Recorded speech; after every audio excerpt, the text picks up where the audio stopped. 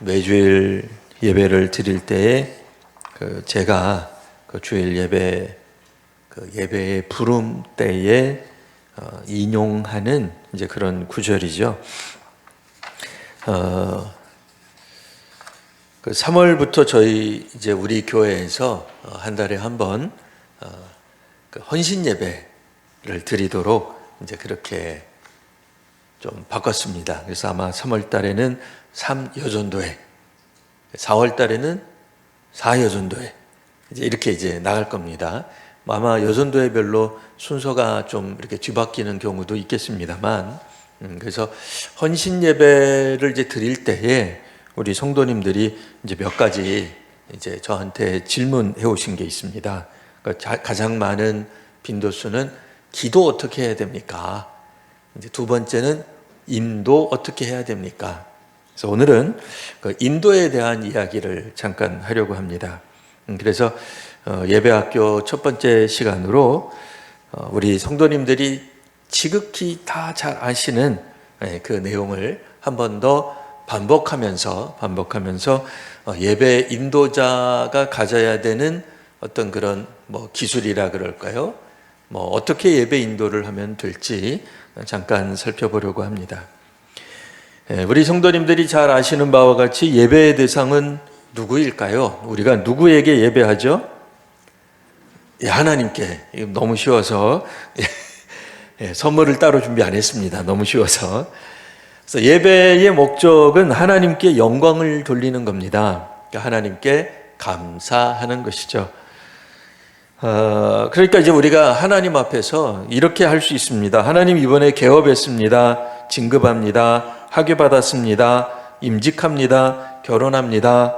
다른 말로 나 이번에 성공했습니다. 성장했습니다. 승리했습니다. 그래서 하나님 앞에서 축하하고 싶습니다. 이제 우리가 이렇게 하다가 보면 그 대상이 잘못하면 하나님이 아니라 사람이 중심이 될 수 있습니다. 그런 의미에서 우리가 그 이전에는 개업 축하 예배도 드리고 진급 축하 예배, 졸업 축하 예배, 결혼 축하 예배 이런 것들을 드렸단 말이에요. 이제 그러다가 한국교회가 생각하기를 이 예배의 중심은 하나님께 영광을 돌려야 되는데 결국은 예배의 초점이 예배하다가 보면 목사님도 이번에 사업에 성공한 혹은 좋은 대학에 들어간 혹은 좋은 학교에 들어간 이런 사람들에게 집중하다가 보니까 이거 축하 예배라고 하는 게 문제가 있겠다. 그래서 깊이 반성하는 가운데 감사 예배라는 말을 떠올린 거예요. 자, 그러면 조금 전에 말했던 어떤 그런 성공과 성장과 혹은 이런 승리를 축하하는 의미의 축하 예배를 감사 예배라고 단어를 바꾸면 되겠느냐? 사실 이름 바꾸는 거 굉장히 큰 의미가 있습니다. 그렇죠? 그러니까 단순히 이름을 바꾸는 게 아니에요. 학자들이나 혹은 여러 예배에 관련된 사람들이 예배에 들어가는 단어 하나 바꾸는데 굉장히 신중하고 노력하고 자기들끼리 논쟁하고 그러면서 단어 하나하나를 바꾸는 겁니다. 근데 이제 문제는 학위 취득 감사 예배 해가지고 축하를 감사로 바꾸긴 했지만 여전히 예배의 중심이 사람이라고 한다면 또 문제가 아니냐라고 하는 또 반성을 하게 된 거예요. 그래서 한국교회가 80년도 이전에는 축하 예배를 많이 드렸고요. 그 이후에는 감사 예배를 많이 드렸습니다. 그럼 요즘은 어떻게 하느냐? 요즘은 예배라는 단어 대신에 그러니까 이렇게 사람이 한 어떤 업적이 굉장히 중요하고 감사한 마음으로 하나님 앞에 감격하여서 예배를 드리고 싶을 때는 예배라는 단어 대신에 예식이라고 쓰자. 이게 이제 현재 오늘 우리 교단이 갖고 있는 입장입니다. 그러니까 우리 교단이 갖고 있기 때문에 다른 교단은 다를 수 있어요. 그러니까 언제나 그렇듯이 다른 교단 다르게 한다고 비아냥거리거나 폄하하시면 안 됩니다. 그러니까 그 교단은 그 교단 나름대로 어떤 신앙 전통에 따라서 여전히 축하 예배를 드릴 수 있어요. 그러니까 그거는 그대로 두시고, 그러니까 우리 교단만 생각하시면 되고요. 우리 교단 안에서도 우리 교회만 생각하시면 돼요. 또 우리 교단 안에서도 다른 교회가 갔더니 임직 축하 예배를 드리더라. 이거 예배학 안 배웠구나. 너희들 예배학교 공부 안 했지? 이렇게 하지 마시고 그냥 우리 교회만 적용하시고 우리 노회만 적용하시고 우리 교단에만 적용한다. 이렇게 생각하시면 됩니다. 자, 그러면 오늘날 우리가 예를 들어서 혼인 예배를 드리고 싶다.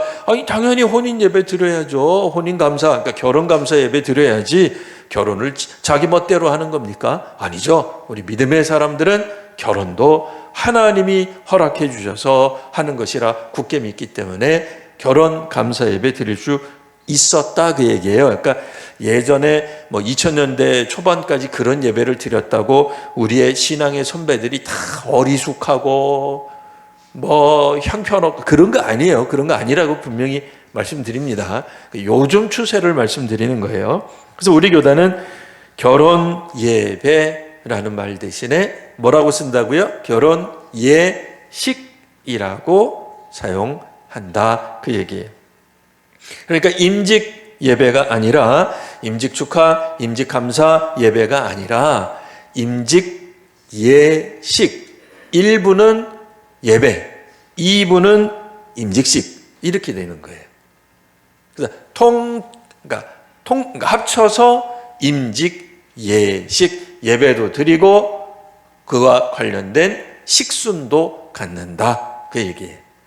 그러니까 혼인, 결혼, 예식, 그래서 혼인과 관련된 예배도 그러니까 따로 먼저 1부 예배 드리고 2부는 결혼식, 축하, 감사,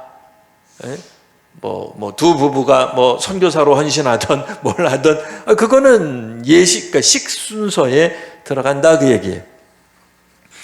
그래서 이런 이야기들을 왜 우리 교단이 이야기하게 되었을까? 그러니까 다른 교단 생각하지 마세요. 그리고 2000년, 2010년, 2020년 이전에 일어났던 모든 예배 예식에 대한 거는 일단 다 기억에서 지우세요.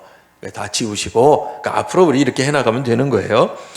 그러니까 왜 우리 교단이 예배, 그러니까 우리 여태까지 축하 예배가 됐던 감사 예배가 됐던 사실 우리 성도님들의 마음은 하나님께 영광 돌리는 거였지 언제 우리가 박사학위 받았다고 내가 중심이 되어서 내가 시상하고 내가 얼마나 힘들어서 논문 썼는지 그런 얘기 했었냐 이거야. 그런 얘기 한 적도 없어요.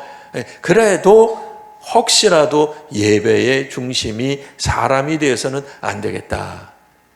오직 하나님께 영광을 돌리는 거고 예배자가 예배하러 나와야 된다 그 얘기예요. 모든 회중이 예배하러 나와야 되는 거예요. 그래서 어떤 교회는, 그러니까 우리 교단 교회 중에 어떤 교회는 목사님이 청바지를 입고 설교를 해요. 그러니까 그 교회 뒤집어졌죠. 처음에는 이게 뭐냐? 우리 교회 가운 입고 이러잖아요. 저는 언제부터 그냥 목사 셔츠 입고 어떨 때는 이 카톨릭 신부가 입는 것 같은 옷을 입고 차제에 다시 한번 말씀드리지만 제가 이렇게 사용하는 카톨릭 신부 같은 그 옷은 원래 우리 개신교가 먼저 입었어요. 개혁교회가. 여러분 중세기 영화를 보시면 중세 때 그 사제들, 카톨릭 사제들은 오늘 우리가 알고 있는 그 왜 하얀 거 이렇게 집어넣는 거 절대로 안 입었죠?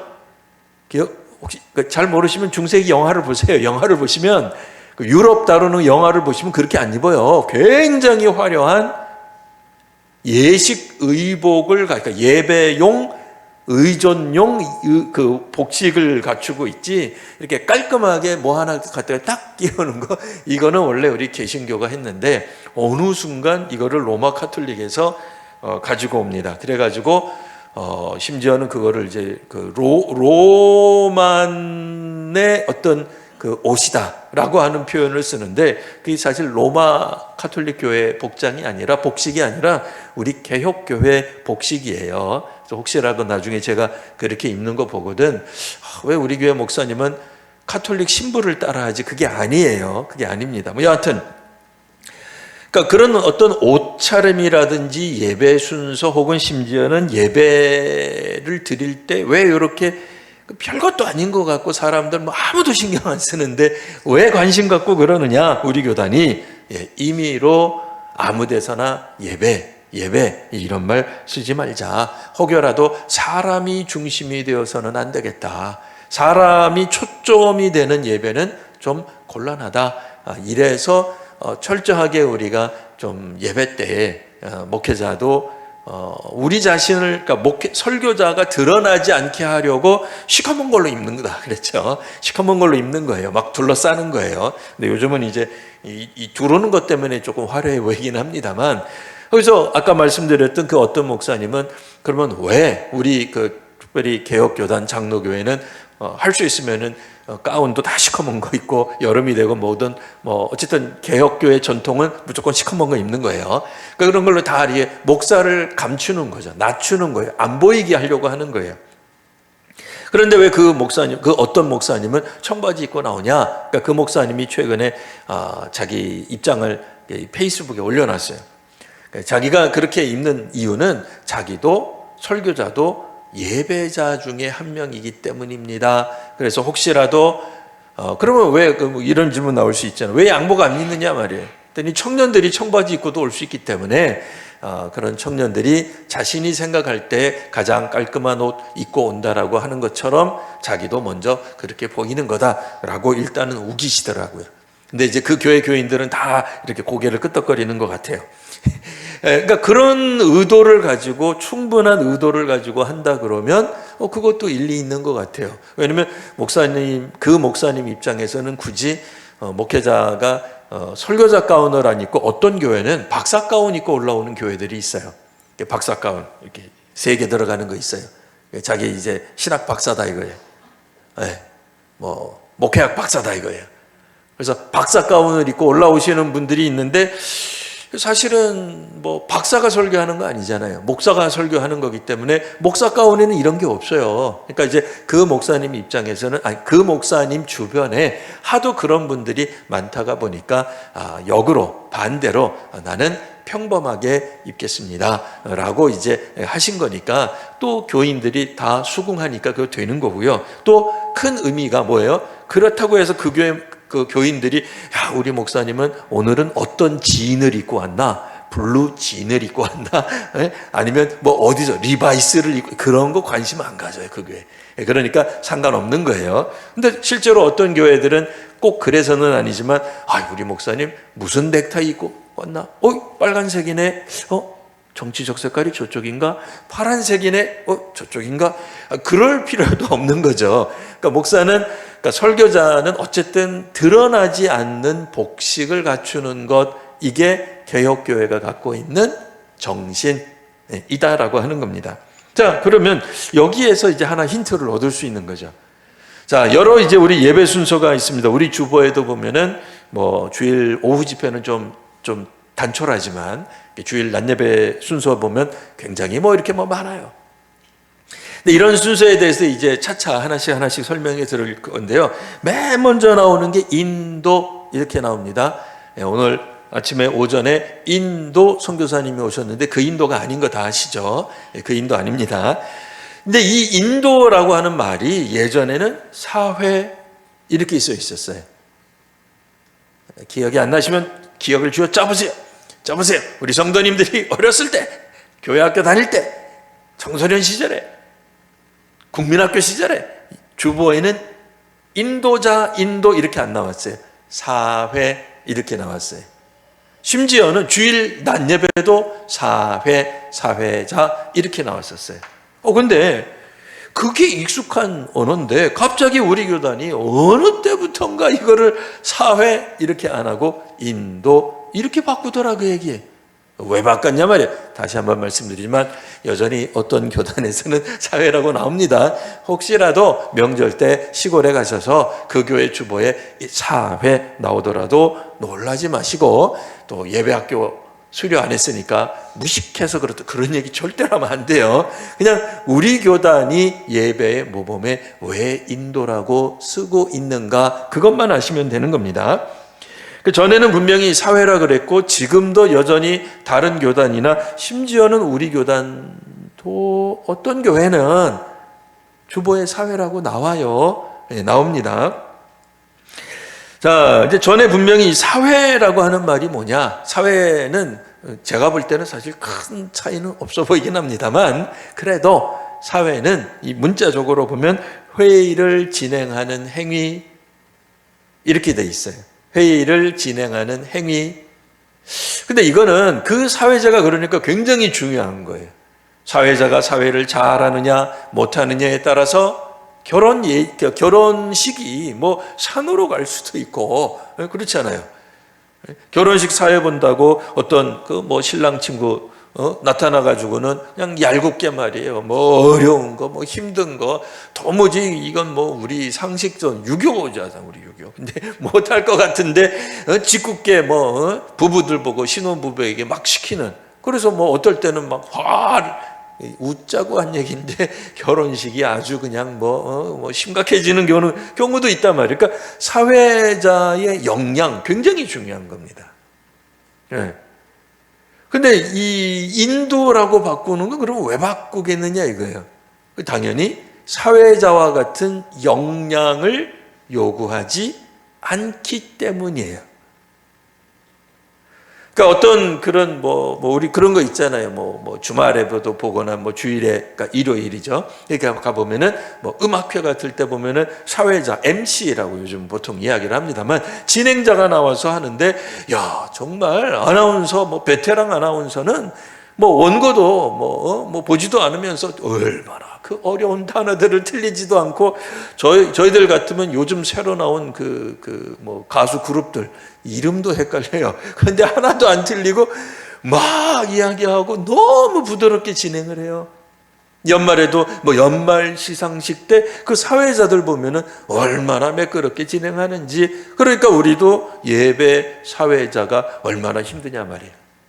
긴장들 하신단 말이에요. 사회자는 사실 토론이 일어나면 어떻게 해야 돼요? 어느 한 편이 대화나 어떤 그 발표를 주도하지 않도록 시간도 조절해야 되고요. 뭐 특별히 어떤 그런 지나친 공격을 하거나 그러면 적당히 막아줘야 되는 기술도 필요해요. 그렇잖아요. 혹은 뭐 발제하는 그룹 쪽에서 지나치게 너무 전문적인 용어를 사용해서 상대방을 공격하는 것 같으면 슬쩍 사회자는 지금 그쪽에서 말한 뭐는 이런 뜻을 말하는 거죠 하면서 슬쩍 이 어려운 용어들을 회중들이나 뭐 거기 방청객들이 잘 이해할 수 있도록 이해하게 하고 넘어가는 그런 기술들이 필요하다, 그 얘기예요. 그래서 사회 같은 경우에도 공평하게 하고 또 토론을 잘 이끌어갈 수 있도록 이렇게 균형 잡힌 사회를 해야 되는 반면에 예배의 인도, 왜 우리 교단이 인도라고 바꾸었느냐? 이거는 인도라고 하는 말, 인도자라고 하는 말을 국어사전에 보면 일이나 길을 안내해 주는 사람 정도예요. 화장실 어디입니까? 저쪽입니다. 뭐 근정전으로 가려면 어디로 가야 됩니까? 저쪽입니다. 얘기해 주는 거예요. 지금 강의가 어디서 시작되고 있을까요? 5층 어디로 가시면 됩니다. 요게 안내, 인도하는 사람 역할이다, 그 얘기. 그러니까 우리 교단에서 사회자를, 예배 사회를 예배 인도로 바꿀 때는 어떤 느낌이었냐면, 예배 순서지가 다 나와 있으니까요. 순서를 잘 안내만 하면 되는 거예요. 그래서 한때 우리 교회도 사실 그런 게 좀 있는데요. 저도 예배 때 꼭 꼬집어서 다음에는 뭐다, 다음에는 뭐다 이렇게 하지 않아요. 왜? 한때 우리 교단에서 무언 혹은 말하지 않는 사회가 유행했어요.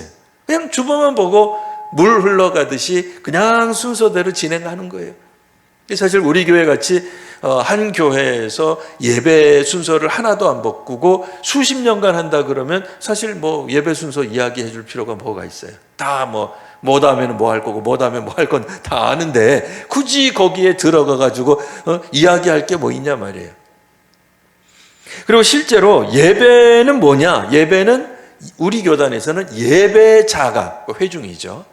예배자가 지금 예배하러 나온 거예요. 예배를 드리려고 작정하고 나온 거예요.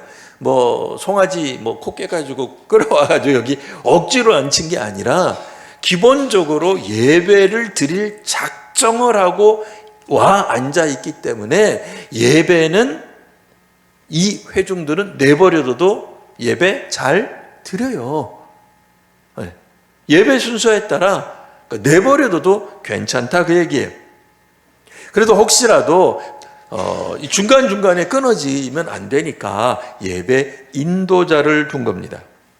그러면 예배 인도자는 어떻게 하면 좋을까요? 첫 번째는 멘트는 최소화하는 게 좋습니다. 그러니까 예배 인도자의 예배 멘트는 최소화돼야 돼요. 예를 들어 이런 경우가 있습니다. 오늘따라 목사님이, 저는 그런 게 별로 없습니다만, 목사님이 막 은혜를 끼치는 설교를 한 거예요. 왜냐면 저는 예배를 제가 다 인도하고 다 진행하는데, 혹시라도 다른 분이 예배를 인도했다고 한번 생각해 보세요. 이 앞에 계시는, 하필이면 눈이 마주쳤어요. 이영숙 권사님이 예배 인도를 했어요. 제가 목이 좀 나빠가지고 인도를 탁 했네. 근데 제가 그날따라 예배 설교가 은혜가 쏟아진 거예요. 그러니까 이 사회자가 예배 인도자가 나와가지고는 오늘 목사님 예배 너무 좋았다고 은혜를 받았다고 아니 예배 사회자가 하는 거예요. 제가 아니라 설교자가 아니라 예배 인도자가 나와가지고는 조금 전에 한 설교를 요약하는 거예요. 여러분 첫 번째 이런 거 감동받았죠. 두 번째 은혜 받았다는 거 아닙니까? 세 번째 이래야 우리 교회 이런 거 하면 안 됩니다. 예배 인도자는 이런 거 하시지 않아도 됩니다. 사실은 하면 안 됩니다. 혹은 보충하는 거예요. 우리 목사님 요거 설교했는데 요 대목을 빠뜨렸어요. 오늘 본문에서 요거는 짚었는데 요거는 안 짚었네요. 보충하거나 세 번째로 반론을 제기하는 거 안 됩니다. 그런 거 하시면 안 됩니다. 오늘 목사님 포인트가 이거였는데 아쉽네요. 요거를 다뤘어야 되는데 예배 인도자가 하시면 안 됩니다. 그러니까 이를테면은 누가 기도했단 말이에요. 그냥 그 옆에 계시는 또 우리 이성숙 집사님 기도를 했는데 이영숙 권사님이 예배 인도하다 말고 오늘 이 집사님 기도 얼마나 은혜가 됐습니까? 여러분 오늘 집사님 기도한 거 정말 좋았지요? 하면 안 된다 그 얘기예요. 그런 얘기 하지 마세요. 혹은 그 집사님 한 기도 내용 중에 이 부분이 정말 제게 감동이 됐는데 정말 이루어질 줄 믿습니다 라고 예배 인도자가 하실 필요가 없어요. 왜요? 아까 기도 때 다 아멘 했잖아요. 성도님들이 이 집사님이 기도할 때 우리가 다 아멘 했잖아요. 근데 예배 인도자가 자기가 은혜 받았다고 감동받았다고 여기 앉은 사람들에게 한 번 더 강조하겠다고 콕 집어서 그거를 뽑아가지고 발췌해가지고는 다시 한번 재교육하실 이유가 없습니다. 물론 오늘 우리가 예배를 이렇게 드려야 되겠습니다. 예배는 진지하게 드려야죠. 예배 때 떠들면 안 됩니다. 예배 때 의자 밑으로 숨는 아이들 아무개 그 예배 위로 올라오세요. 이건 어디서 하는 거예요? 교회 학교에서나 가능하죠. 교회 학교 예배는 예배가 아니냐? 아니 그런 건 아니에요. 하지만 교회 학교 아이들이 혹 그 아이들이 예배를 지금 처음 드렸거나 예배를 드린 지 얼마 되지 않았을 때 혹은 선교지에서 신생교회가 있어요. 선교지는 개척교회라는 표현보다는 신생, 그러니까 생겨난 지 얼마 안 된 교회. 물론 개척교회죠. 개척한 건데 우리가 생각하는 그런 개척이랑 조금 의미가 달라서 그러니까 생겨난 지 얼마 안 된 교회 같으면 이 성도님들이 예배를 어떻게 드려야 되는지 잘 모르잖아요. 교회 학교 우리가 그 항존직 자녀라도 뭐 모를 수 있잖아요. 걔네들이 유아 세례를 받았어도 자기들끼리 예배를 드릴 때 잘 모를 수 있어요. 그럴 때는 뭐 혹은 새신자 대상으로는 교육해가면서 예배할 수 있습니다. 근데 상당히 어느 정도 뭐 세월이 지났거나 그런 성도님들이 드리는 예배, 뭐 일상적인 예배라고 할 때에 굳이 예배 인도자가 나서서 자기가 요약하거나 정리하거나 방향을 제시하거나 무엇을 할 이유가 사실은 없는 거죠. 그러니까 예배 인도 우리 셋째 주나 혹은 둘째 주쯤에 혹은 여전도 예별로 조금 약간 탄력성 있게 운영을 하긴 할 겁니다만 헌신 예배할 때 예배 인도자는 최대한 편안한 마음으로 예배를 진행하시면 됩니다. 그리고 혹시라도 예배 멘트를 어떻게 하면 좋을까 사실은 적는 게 중요해요. 한번 적어보시고 우리 교육자들에게 검토를 받으시면 됩니다. 그러니까 떨지 마시고 자, 지금부터 어떤 예배를 시작하겠습니다. 자, 그냥 예배 시작하겠습니다. 3여전도에 3월 헌신 그렇게 나갈 필요 없어요. 그냥 예배 시작하겠습니다 해도 되거든요. 그리고 이제 순서에 따라서 그냥 이야기해 주시면 됩니다. 예배 주보가 따로 이렇게 별도로 마련이 되어 있으면 당연히 찬송가 시간이면은 반주자가 찬송가 탁 들어가겠죠. 그러면 거기에 맞춰서 찬송을 부르시면 되고, 혹시라도 그 다음번에 기도인데 호흡을 놓쳤어요. 그래도 기도니까 나와서 그냥 기도하시면 돼요. 예. 그러나 예? 말씀하신 거 있어요? 예. 그 다음에 이제 아무개 권사님 나오셔서 기도하시겠습니다 하고 내려가서 들어가시면 되고, 권사님 나오셔서 기도하고 또 들어가시면 됩니다. 그러니까 괜히 거기서 아무개 권사님 기도해 주셔서 감사합니다, 그런 얘기 안 해도 되는 거예요. 예. 하실 이유가 없어요. 그냥 예배 순서대로 진행할 수 있도록 다음에는 아무개 외부 강사 있으시면 목사님 나오셔서 이 말씀을 가지고 설교 말씀을 증언해 주시겠습니다 하면 돼요. 물론 조금 더 살을 붙이면 이 말씀을 전하실 때 많은 은혜 받으시기 바랍니다, 그까지는 좋은데 그 다음에 목사님 설교 끝나고 난 다음에 그런 얘기 하고 싶다니까요. 여러분 은혜 받으셨죠? 그런 얘기 안 하셔도 돼요. 그렇다고 너무 얼굴을 굳히거나 그러지 마시고 그러니까 그 예배 인도자가 가져야 되는 것은 최소한의 멘트, 말을 많이 안 하시는 게 제일 좋다라고 하는 겁니다. 그래서 결혼식 사회자처럼 재밌게 하실 이유가 없습니다.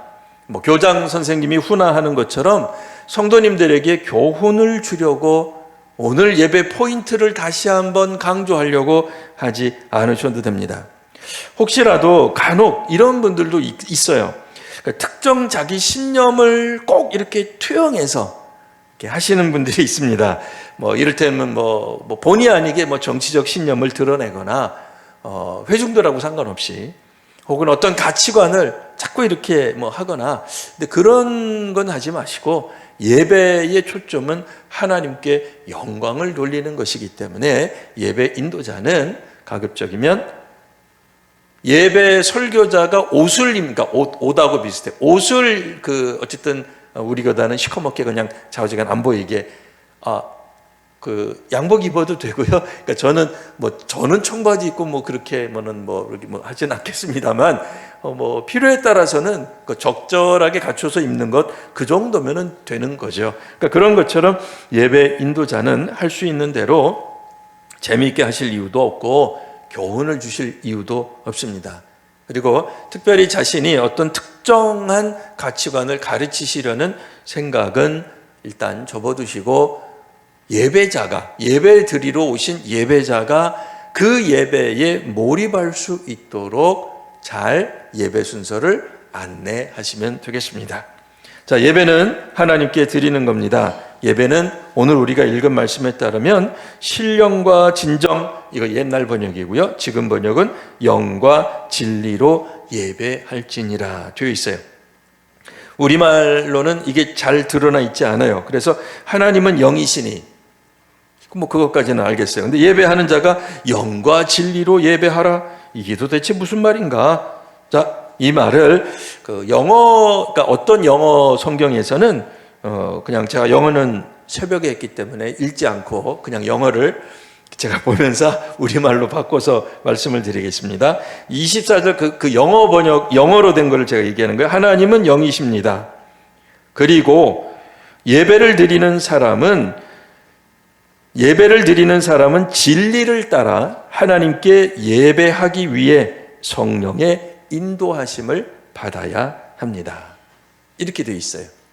그러니까 어떤 영어 성경은 이렇게 써 있다 이거예요. 그러니까 성령께서 인도하시는 거예요. 그래서 가장 좋은 인도자는 우리가 아니라 사실은 성령님이시다 그 얘기예요. 그러니까 성령님께서 왜 영의 하나님의 마음은 성령께서 가장 잘 아시는 거예요. 그래서 하나님을 기쁘시게 하고 하나님께 영광 돌리게 하는 예배는 성령의 인도하심을 받는 거예요. 그래서 인간 예배 인도자는 할 수 있는 대로 자신을 낮추고 감추고 드러나지 않게 하는 것이 이제 우리 교단이 가지고 있는 기본적인 예배학 원리다라는 말씀입니다. 그러니까 어떻게 좀 마음이 편해지셨습니까? 다음에 예배 인도할 때 물론 이제 목욕제기 하시고 여기 나와서 이렇게 선다는 것 자체가 떨린다는 건 저도 압니다. 그러나 무슨 말을 해야 되고 어떻게 내가 잘 진행을 해야 이 예배를 안 망칠까 걱정하지 마시고 최소한도로 멘트를 한다면, 그러니까 우리가 말을 한다면 최소한 할 수 있는 말을 하는 것이다. 그래서 자, 지금부터 3여전도의 헌신 예배를 시작하겠습니다 하면 되죠. 네, 하겠습니다. 그리고 반주자가 뭐 이렇게 할 거라. 뭐 때로는 필요하면 성가대가 막 할 거란 말이에요. 네. 그 다음에 순서를 보시고 자, 이제 뭐 4장이다 그래요. 그럼 다 함께 4장 찬송하겠습니다. 그럼 찬송할 거란 말이에요. 끝났어요. 이제 기도 누구가 나와서 할 거네. 아무개 집사님, 권사님이 나오셔서 기도하시겠습니다. 아니면 기도자는 아무개 지선님입니다. 그럼 되는 거예요. 그 다음에 누군가가 나와서 성경 봉독한다. 자, 지금 시간은 성경 봉독 시간입니다. 이제 성경 봉독할 사람은 우리 3여전도의 총무로, 아니야, 작년에 총무였구나. 이렇게 하실 필요 없는 거예요. 아니, 힘들면 그렇게 전에 안 하셔도 돼요. 그냥 지금은 성경 봉독 시간입니다. 그러니까 이 말도 사실 필요 없어요. 주보에 나와 있으니까 성경 봉독은 아무개 집사님이 하시겠습니다. 쉽죠? 어려워요? 쉬워야 됩니다. 예, 그래야 다음에 이제 아싸하고 이제 이제 서로 이제 예배 인도하려고 그래야 돼요. 여러분, 이 기도가 더 어려워요. 예? 성경 읽는 거 얼마나 힘들어요. 차라리 예배 인도 그거 노려보지 말고 권사님 그거 내가 할게 이래야 되는 거예요. 그러면 기도는 어떻게 할 거냐? 다음 주 이 시간에 알려드리도록 하겠습니다. 자, 기도하겠습니다. 하나님, 오늘 예배 학교 첫 번째 이야기를 나누었습니다. 우리 예배 인도자는 최대한 자신을 낮추고 필요한 이야기를 그것도 할 수 있는 대로 짧게 하면 된다는 것을 배웠습니다. 예배는 본디 성령님께서 예배자를 인도하시는 줄 압니다.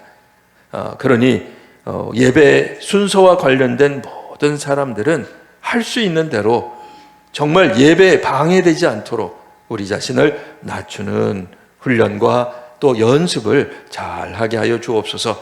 그래서 다음에부터는 우리 중에 누군가가 예배 인도를 맡을 때에 담대하게 그 사명을, 그 사역을 잘 감당할 수 있도록 하나님 은혜를 더하여 주옵소서. 거룩하신 예수님 이름으로 기도합니다. 아멘.